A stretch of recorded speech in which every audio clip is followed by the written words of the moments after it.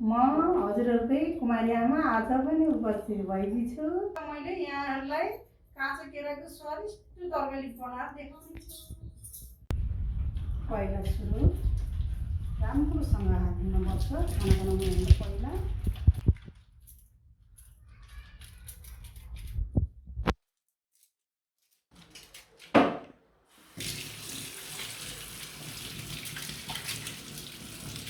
मैले 6 वटा केरा लिएकी छु। यो केरालाई यसरी काट्ने, बोक्रो फाल्नुपर्छ यसरी।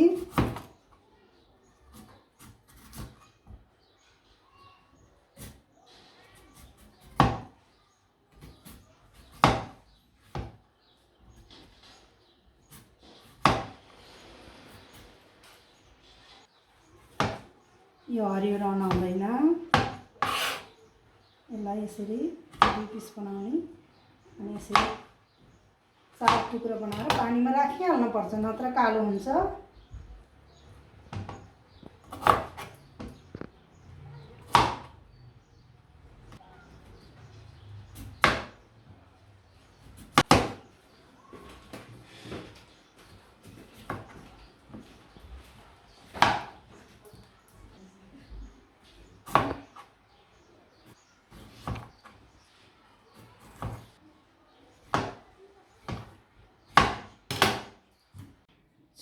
काँचो केराको तरकारी बनाउनको लागि 6 वटा केरा काटेर यहाँ राखेकी छु। अनि यो गोलबेडा मसिनो गरेर पिसेर राखेकी छु। अनि प्याज एउटा गेडा काटेर राखेकी छु। अनि यो लसुन र प्याजको पत्ता हो। यो पतिना, यो खुर्सानी काटेर राखेकी छु। एउटा गुवा सुकेको, एउटा गुवा हरियो। अनि यो धनियाको पत्ता, यो कर्नफ्लावर हो। यो अदुवा लसुनको पेस्ट। मैले केरा यहाँ राख्न लागेकी छु।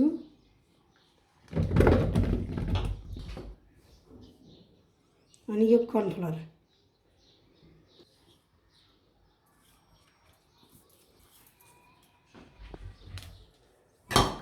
अनि नुन,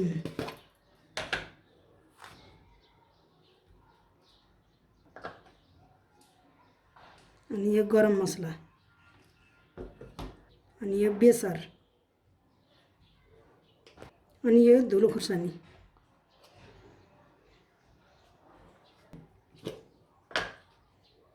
यो मसला। थोरै पानी राख्ने, यसरी पानी राखेर बेसरी नुन पस्ने, जताततै नुन पस्नेहरूले यसरी मोल्दिनु होला।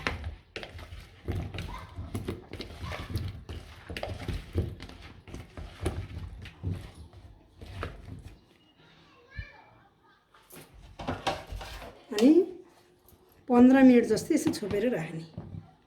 केरा मोलेर छुट्टै राखेकी छु। यहाँ तेल तताउनको लागि ग्यास अन गर्न गइरहेकी छु।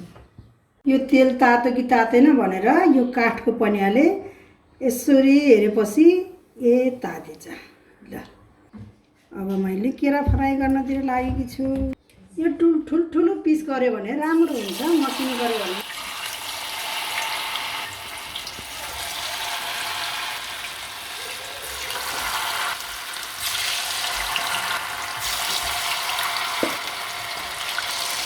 किनभने मसिनो पिस गर्यो भने राम्रो पनि हुँदैन।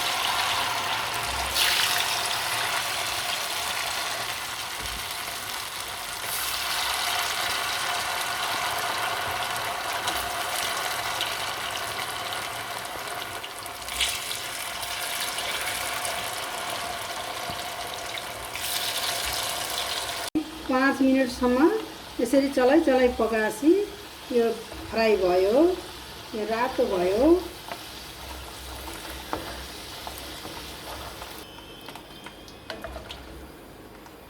यसरी तेल तारेपछि म अर्को भाँडामा राख्छु, यो बोलमा राख्छु।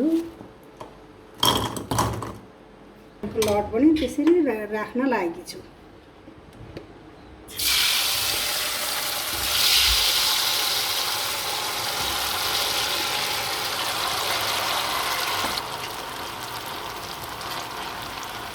ल यो पनि तयार भइसक्यो, रातो भएछ। अब यसलाई यस्तो निकाल्छु।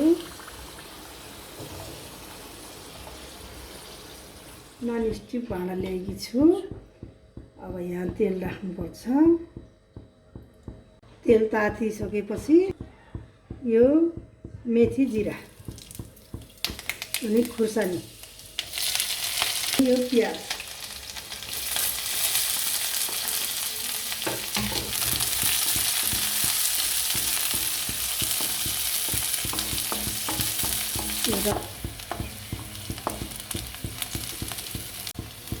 प्याज रातो भइसकेपछि अब यो लसुन अदुवाको पेस्ट हालेर यसरी चलाइ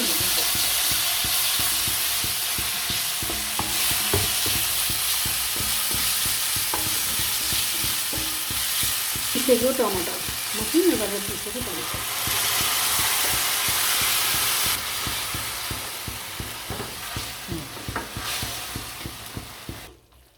अब बेसन राख्ने सुरु न। बेसन राख्नुपर्छ अनि नुन अघि त्यहाँ पनि राखेको छ, यति कम्ती राख्नुपर्छ यहाँ।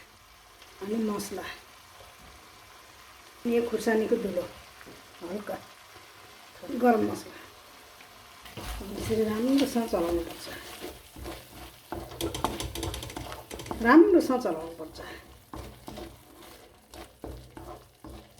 यो चलाउँदै जाँदा चिल्लो चिल्लो देखिएछ, यो सबै भुटिएको छ। अब लसुनको पत्ता र प्याजको पत्ता राखिन्छु यहाँ।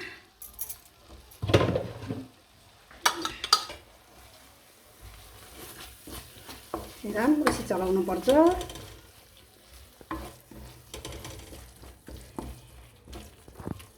यो ग्रेभी भयो। अब यो केरा राखेर मजाले चलाएपछि यहाँ मोलिन्छ।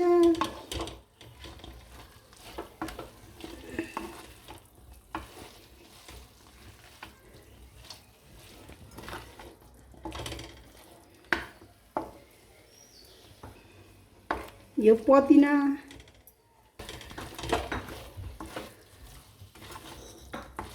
यो राम्रोसँग चलाएर पकाएको छ, राम्रो भएको छ। अब यो अघि टमाटर पिसेको भाँडा हो, यसमै राखेको छु पानी। अब यति पानी हाले हुन्छ।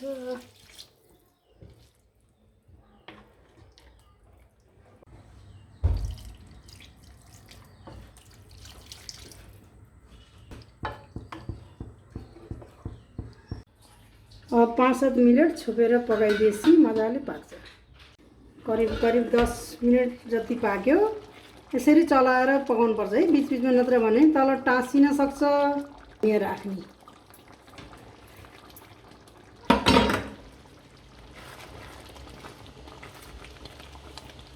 भने राखेपछि एकैछिन छोप्नुपर्छ है।